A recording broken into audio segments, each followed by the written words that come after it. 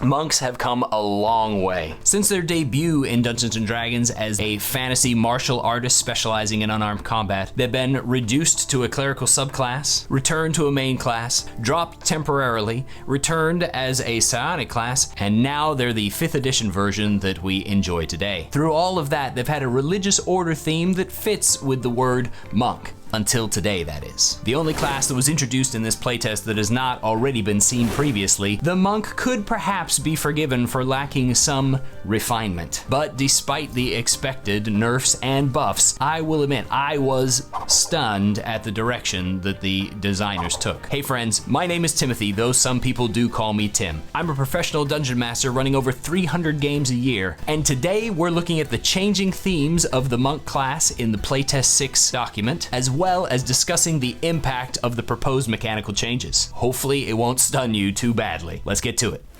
In case you haven't had a chance to review the monk's changes yet in Playtest 6, here is the short version before we dive in deep. First, martial arts now starts at a D6 and can scale all the way up to a D12 for the unarmed strikes of the monk. Monks now get access to the previously warrior exclusive weapon mastery system for enhancing weapons of their own. Key is now being renamed as martial discipline, and Step of the Wind has been improved to give you both the dash and disengage actions for a single key point. Oops.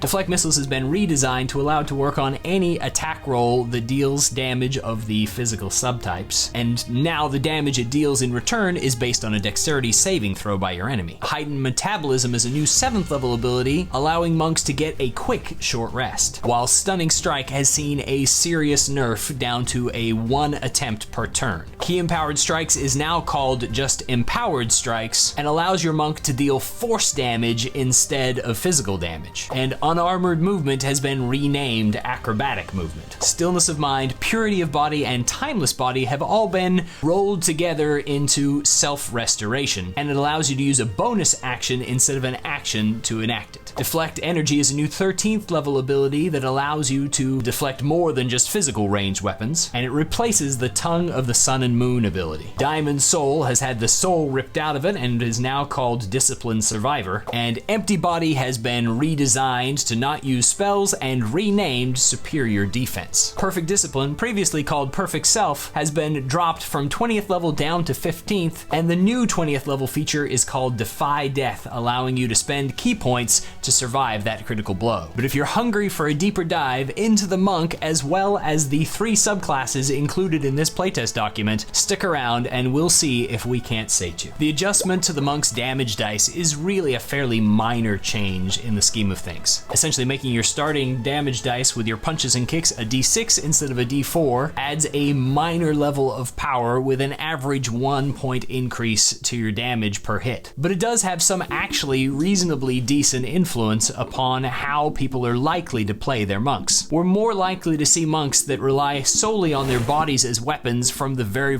get-go. While otherwise the only change that it really makes is a mechanical one, this narrows the playing field to allow more variety of weapon choices to be viable without having to sacrifice effectiveness in order to gain the flavor that you're looking for. Personally, I'm a big fan of anything that's going to level the playing field between choices so that one is not too much more the superior choice than any other. You're still going to have many weapon options, particularly in light of the weapon mastery system. The weapon mastery system is a big change in this UA, allowing a lot of these other fighting classes that are not of the warrior subtype to get in on the action. You get to choose 2 weapons that you can have the mastery traits of, and you can change your option every long rest. This definitely allows for a varied set of strange monk weapons to be carried about your person and put into use for different effects. Because you only have access to the simple weapons category, you are somewhat limited in the choices that you're necessarily going to be able to apply this weapon mastery to, and as yet we don't have any kind of information about how weapon mastery is going to work when combined with multi-classing in terms of how many weapons you might end up specialized in if you happened to take a couple of level dip here or there. What we do know now is that you can end up with monks whirling around with a two-handed great club, pushing people away with their blows, slashing with hand axes in order to vex their opponents and give themselves advantage, slashing with a pair of sickles in order to add an additional attack to their already many attacking routine, bludgeoning people with the mace in order to give disadvantage to their opponents on their attacks against them,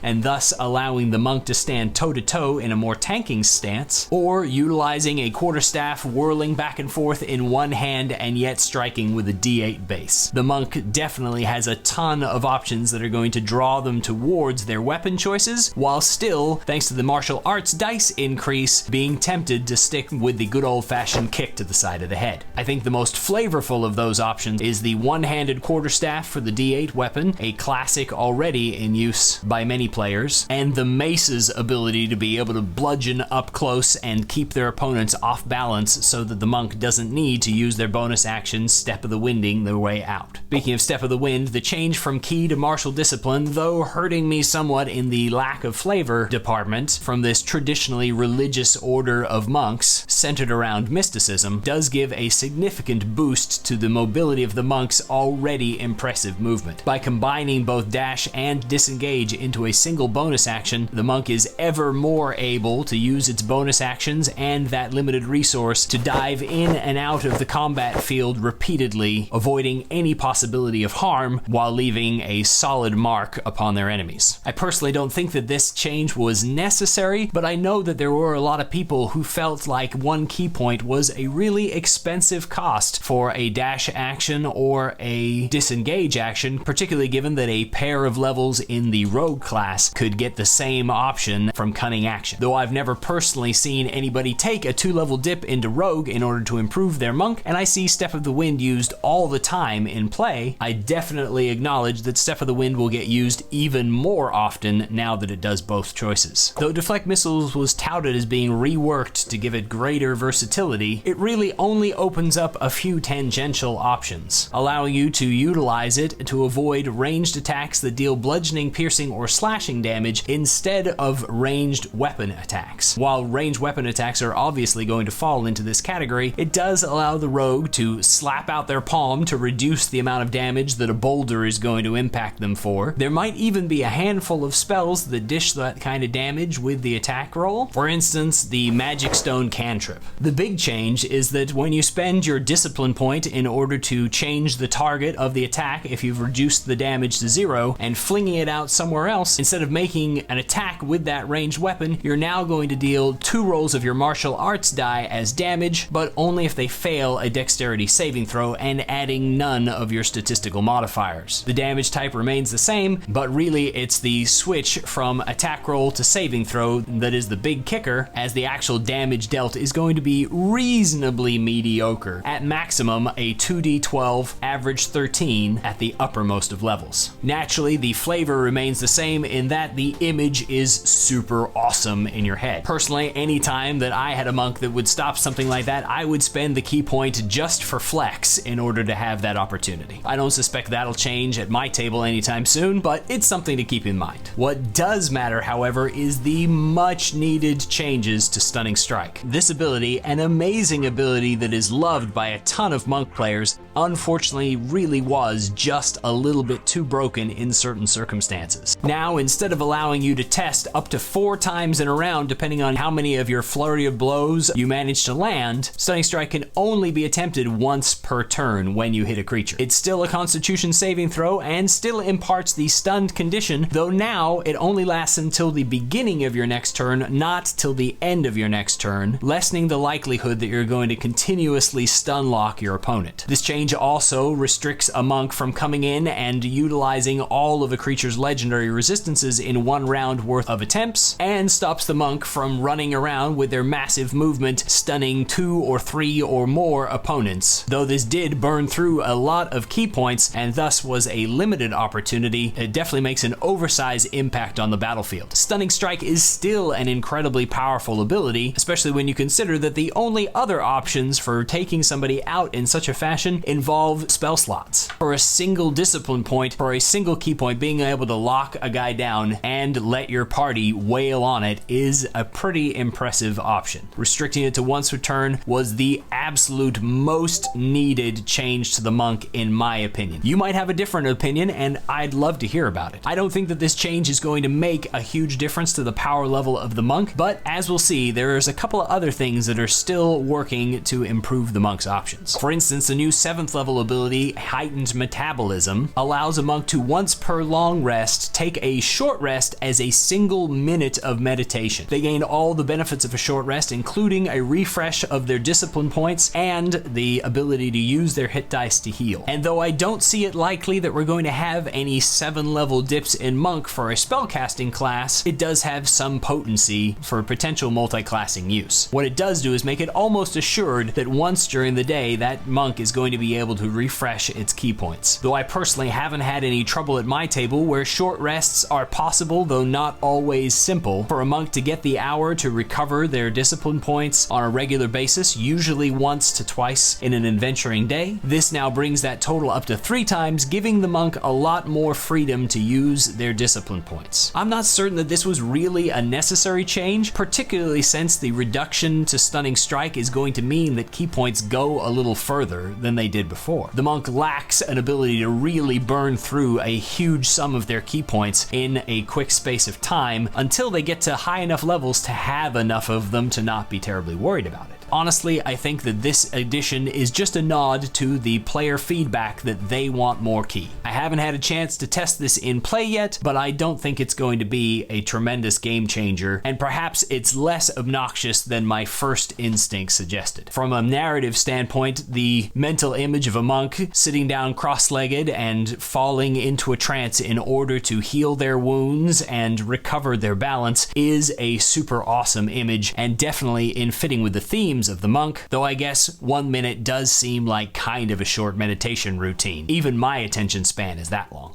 At 9th level, Unarmored Movement is retitled to Acrobatic Movement, but essentially retains the same flavor, allowing the monk to run across the surface of liquids or along walls as long as they end themselves on a solid surface. While the new 10th level monk ability, Self-Restoration, sucks in a bunch of other monk abilities in order to make it a single ability that is a focus of your willpower in order to overcome certain detrimental effects. Doing away with poison immunity seems to be a theme of this Unearthed Arcana, and is continued here as the monk instead gains the ability to get rid of the poisoned condition as a bonus action, as well as the charmed and frightened conditions. In addition, foregoing food and drink does not grant you exhaustion, though whether or not that means that you can starve to death in Dungeons & Dragons as a monk remains in question. The change to a bonus action for self-restoration instead of the action required in Stillness of the Mind is a huge benefit to the monk and a much needed one. Within the last several months, this has come up multiple times at my table where a spell has required a character who has those conditions to act in a certain way utilizing their action, and because their action is forced to be used in one way, the option to use their action to end that condition does not exist for the character. This has felt super frustrating in situations where a fear spell has caused the monk to go running away and you can't ever spend your action to overcome it. You have to wait for a saving throw to succeed, even though you have this cool thematic ability that's supposed to allow you to center yourself and break out of the effect. By making it a bonus action, you give the monk the option to utilize their bonus action to overcome the effect and no longer suffer the force of doing so. There's a minor action economy hit in that bonus action, but they're rewarded in play by being able to take their action the way that they want to take their action. And there's still interplay available for the spell to say things like immediately take an action or immediately move, so that you still come under the influence of the effect, but you automatically break out of it at the end of the round thanks to your bonus action being available to you. The monk lost its immunity to disease because, according to the developers, disease is no longer going to be a discrete thing, as it doesn't have any specific description in the mechanics of the rules. Even though it's mentioned in a number of different situations, how that interplayed together was left up to interpretation. They're trying to remove some ambiguity by continuing to refer only to poison damage and poison conditions, and thus diseases apply those things. You can then be not immune to diseases, but still be immune to the detrimental effects that come from them, granting you functional immunity. At 13th level, all restrictions are taken away from the ranged attacks that you can deflect with Deflect Energy. This essentially means you can slap aside Firebolts and Eldritch Blasts, and you can then transfer that damage of the same type by deflecting it over towards another enemy. This is a pretty slick mental image, and it's a simple mechanical addition to the rules that definitely leaves our monk feeling extra awesome. At the same time, the damage doesn't change, meaning you're still only doing 2 martial arts dice worth of damage, but again, the coolness factor is probably going to cause us to spend the discipline every time anyway. And if nothing else, the ability to reduce the amount of damage that we're taking against those ranged attacks is well worth it, even if we don't redirect it. Despite my misgivings about the loss of the Diamond Soul flavor, Disciplined Survivor continues to be an amazing 14th level feature. Proficiency in every saving throw, which incidentally includes death saves, and the ability to reroll any failed saving throw at the cost of 1 discipline point, means that the monk is probably the best in the party at avoiding the various spells and effects that are coming from the monsters at high levels. The Perfect Self ability that was at 20th level has dropped down to 15th level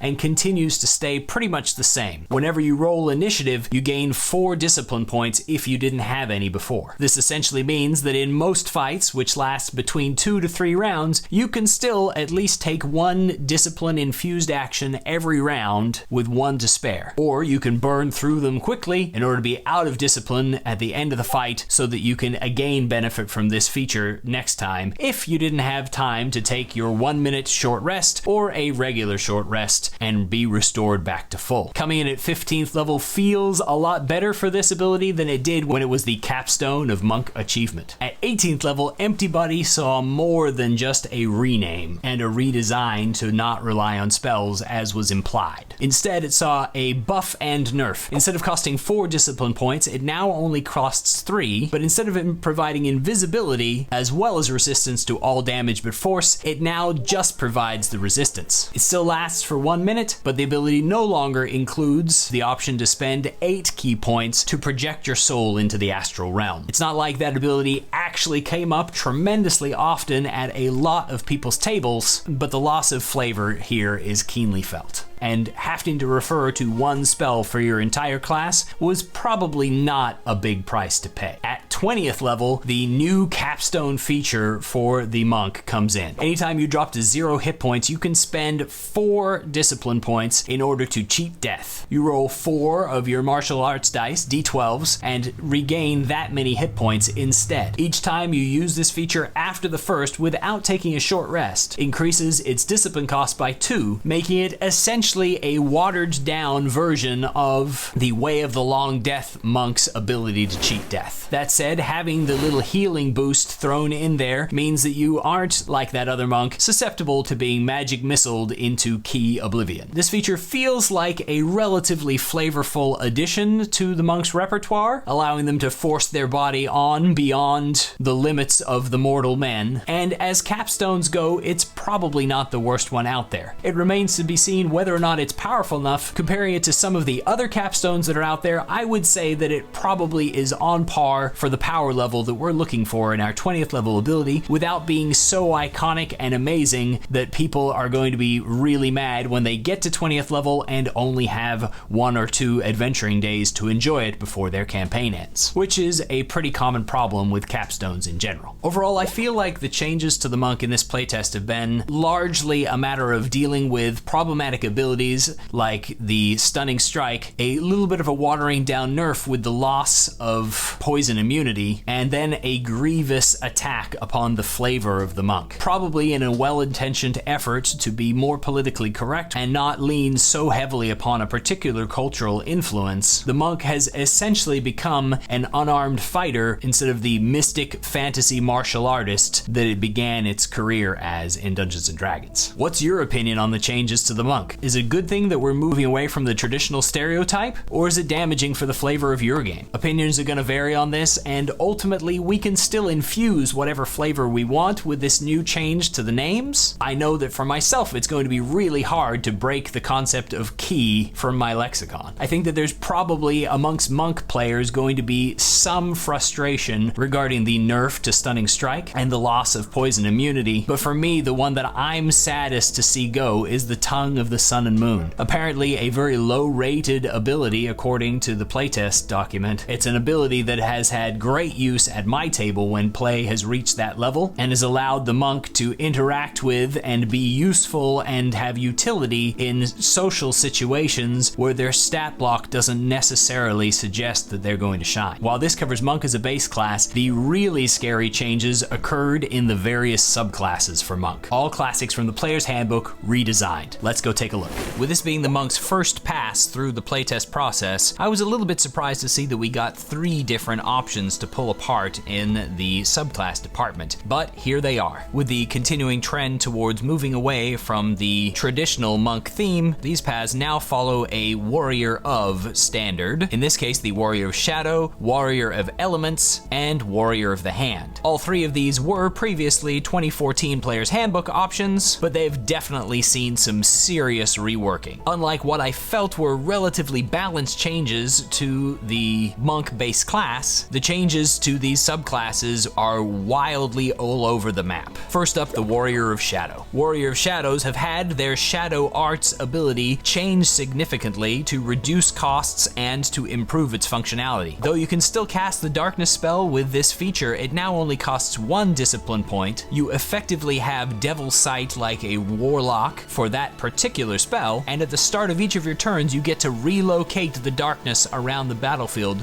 to any point within 60 feet of you. If this was where it stopped, this would already be an amazing benefit and boost for this traditionally underutilized subfeature. However, in addition to this, you gain the Shadowy Figment's ability to cast Minor Illusion, which doesn't really make a whole lot of a difference for anything except that it allows for sneaky monk moments of creating small distractions of noise in order to allow you to slip past a distracted guard. But they also gain 60-foot dark vision, or have their existing dark vision increased by another 60 feet. This, compared to spending 2 key points in order to cast the dark vision spell on themselves for 8 hours a day, is a pretty big upgrade. All in all, this is a solid reworking, though it feels like giving not only the casting of darkness but the ability to see through it and move it around is a bit on the overkill side. I suppose it does mean that your Shadow Monk can now team up with your Devil Sight Warlock, and at least 2 members of the party won't be ticked off by the darkness spell being dropped down in their way. The 6th level feature Shadow Step did not undergo any changes, but the 11th level feature Improved Shadow Step now allows the ability to be used even in bright light. Doing so does cost you a single discipline point, presumably to create enough darkness for you to Shadow Step out of, but also gives you a free unarmed strike against an opponent immediately after utilizing the teleportation. By contrast to the overpower of the first ability gained by the monks, this one feels a little on the underwhelming side, but at least it means that running around in bright light won't completely screw you for your entire career. Admittedly, you probably could have just covered yourself in a darkness spell that you were moving around every round and teleported out of that if you wanted to anyway. Meanwhile, the Cloak of Shadows ability has been moved to become your 17th level feature and reworked to empower your monk while in dim light or darkness. This costs 3 discipline points and lasts for 1 minute. If you're incapacitated or end your turn in bright light, it also fades away. However, otherwise you gain the invisibility condition that does not disappear with each attack, granting you advantage on all fighting. You become partially incorporeal, allowing you to pass through creatures and objects as if they were difficult terrain, though if you end your turn in such a situation, you do take a d10 of force damage. This doesn't state that it shunts you out, which means that you can literally hide in the walls for as long as your hit points will hold out. As you might imagine, it's dark inside of walls and floors and ceilings, and so that's one way for you to dance around and keep your ability active even while moving through bright light situations. And as if all of that wasn't enough, you can now use your flurry of blows without spending any discipline points, meaning you are making 4 attacks at least every round. All in all, the Warrior of Shadows saw a definite upsurge of power at the 17th level ability and 3rd level abilities really kicking it up a notch, while the mid-level abilities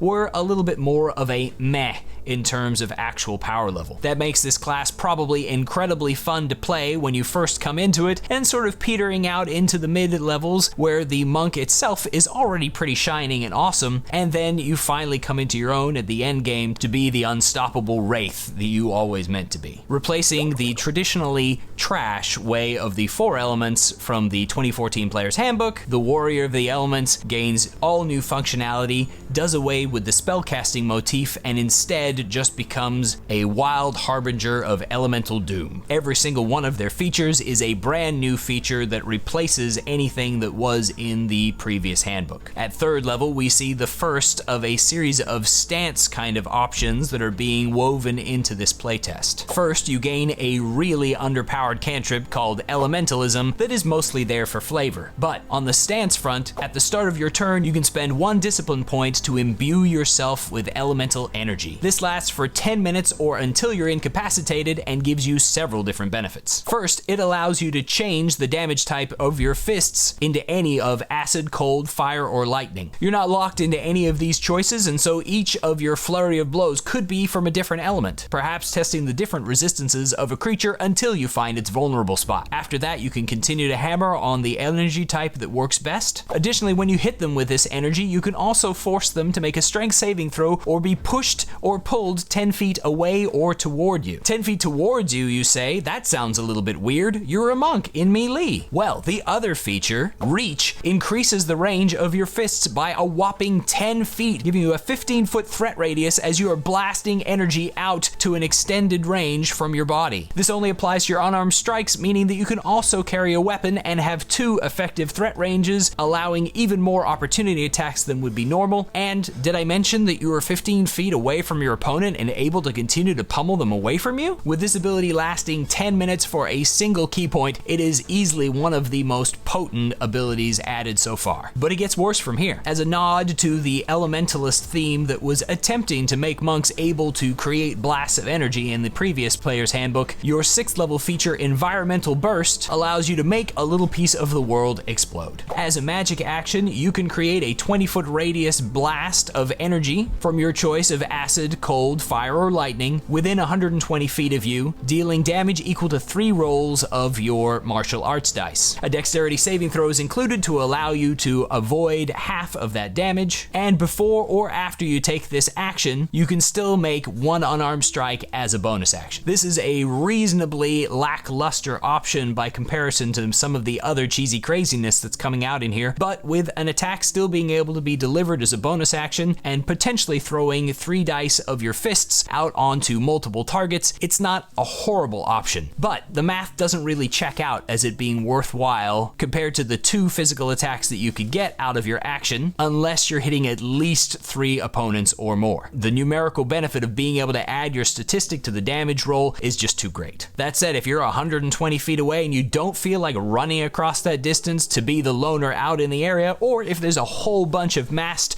small enemies that you want to be able to blow up, this gives you some utility option. At 11th level, however, things start to get really crazy. Remember that ability that gave you the ability to reach your attacks 10 feet further away from yourself for a 15-foot reach? Well, now that same ability for 1 key point gives you a flight and swim speed equal to your movement rate for that same 10 minutes. 1 key point is now effectively allowing you to fly out of the reach of almost any foe and pummel on it from the skies without ever going inside of its threat range at all. Outside of creatures that have some kind of a ranged option, this is almost the invulnerable win button at the cost of 1 discipline point. You don't even need to waste your time spending on cool things like Stunning Strike or Flurry of Blows, just chase the poor idiot with the sword around until he falls down dead. But of course, we still have a 17th level ability to capstone out on, and given how good the one for Warriors of Shadow was, we could hardly have it be less for this new Elementalist. So now for that same 1 key point that you spend at the beginning of a fight, you also gain resistance to an energy type of your choice from your chosen list of 4, and are able to change it at the start of each of your turns. And when you use your new improved Step of the Wind that gives you both disengage and dash for 1 key point, your speed increases by an additional 20 feet, meaning at minimum at 17th level, you have a 70-foot movement rate that is allowing you a bonus action dash for 140 feet of movement without provoking opportunity attacks while flying, and any creature of your choice that you pass else within 5 feet of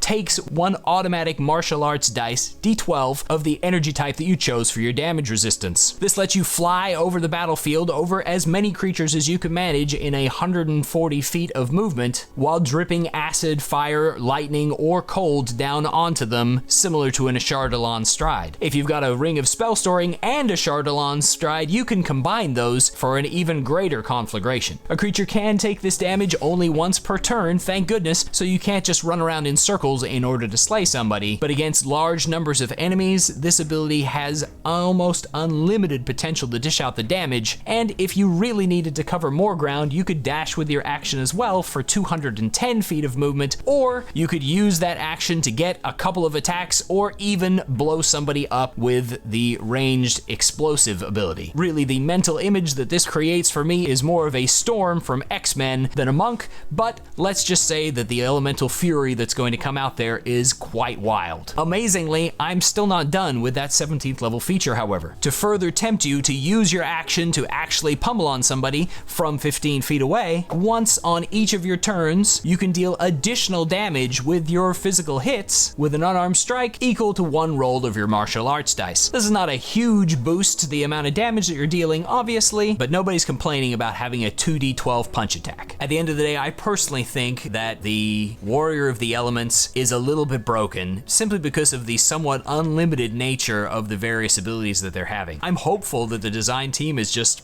pushing the envelope, trying to spark some kind of a reaction from us so that we will reel them back in to something a little bit more manageable, because there's a lot of potential in what they've got here. The 10-minute stances is a brilliant way to extend the lifetime of people's ki or discipline points while still having some form of resource at play. Similarly, the push and pull and the elemental themes of damage and explosives is pretty stinking cool. I just think that it's overdone and pushed beyond the boundaries of reason, and while not in every situation will the Warrior of the Elements be completely dominant, there are some niche situations where they will just be outrageously overpowered. Reining that back in just a little would go a long way to making this a really cool, viable subclass. Finally, we have the Warrior of the Hand. Formerly the Way of the Open Hand, this monk subclass has seen a rebalancing and refocusing by the design team. All 4 of its potential abilities have been adjusted in the following ways. First, for the open hand technique, they really didn't change a whole heck of a lot. What they did was require a saving throw for the weakest ability of the 3 options available. Now, in order to gain the benefits of not having reactions being able to be taken, your Addling Punch requires a Constitution saving throw. Personally, I think that this was a little bit of overzealous work on the design team, trying to shoehorn in a way for this attack to target all 3 of Strength, Dexterity, and Constitution, and basically a waste of time. You're already required to hit the guy with a flurry of blows in order to remove his reactions, and it's not like you don't have a whole bunch of tools available to you to get in and get out already. All removing reactions really did was allow you to do something helpful for a few other people at the table, and taking that away or requiring a saving throw was just kind of a nitpicky sort of thing to worry about.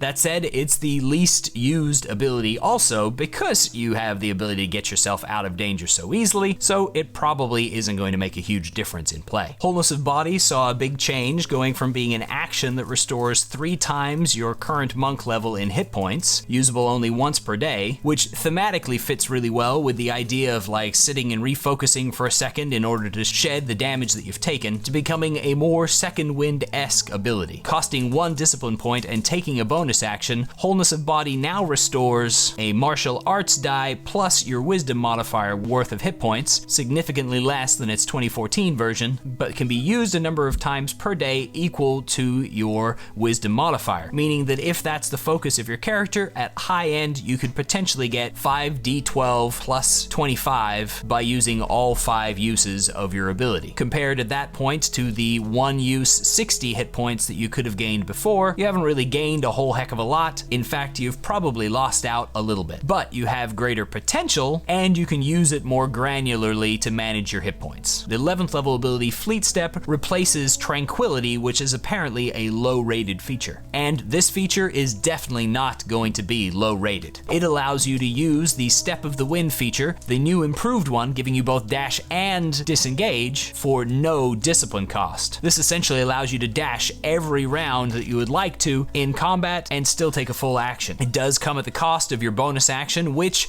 is a valuable resource, particularly for a monk, but it means that you'll be able to use this to dash in and out, casting Fist from 50 feet away on a regular basis. The Fist Archer returns. Finally, Quivering Palm has seen a rebalancing because previously it had the potential to bring any number of hit points down to 0 in one action and was considered too powerful. Now, after hitting somebody with an unarmed strike, you can spend 3 ki to set up that set of vibrations that you can later pull upon in order to trigger a Constitution saving throw versus 10d12 plus your monk level of force damage, with a successful save still netting half damage to your opponent. You can trigger this ability a number of days after you've delivered it equal to your monk level, but you can only have one set of vibrations set up at a time. However, there's no limitation to setting it up and using it, setting up and using it as many times in a day as you want to. 10d12 plus monk level is not outrageous amounts of damage at the highest levels of the game, but it is definitely nothing to sneeze at, particularly given the guarantee that you're going to do effectively 5d12 plus half your level of one of the least resisted damage types in the game. All in all, though, I think that we're seeing some odd power creep centered around Step of the Wind of all things. I don't think that it's necessarily the subclass here that's at fault. The cost of a bonus action is actually really telling to a monk, but maybe if Step of the Wind was returned to its 2014 version and only did dash or disengage, we could keep things under a little bit better bounds. Overall, I feel like the Warrior of the Hand, much like the Way of the Open Hand before it, is a reasonable, balanced option that is sort of the simple entry-level version of the monk's more complicated cousins. With this being the first attempt by the playtest team at the monk, I assume that we're probably going to see a second pass at some point in the near future. Hopefully, we'll have been able to provide actionable feedback in the survey that will help them to steer this in the direction that we want, rather than simply moving things towards where they want. I feel like there's a number of places that have gone too far in nerfing and others too far in buffing throughout the entirety of the monk and its subclasses. What was your favorite or least favorite part? I would love to hear about it. Thanks for watching. I hope this video has served. Have a great day.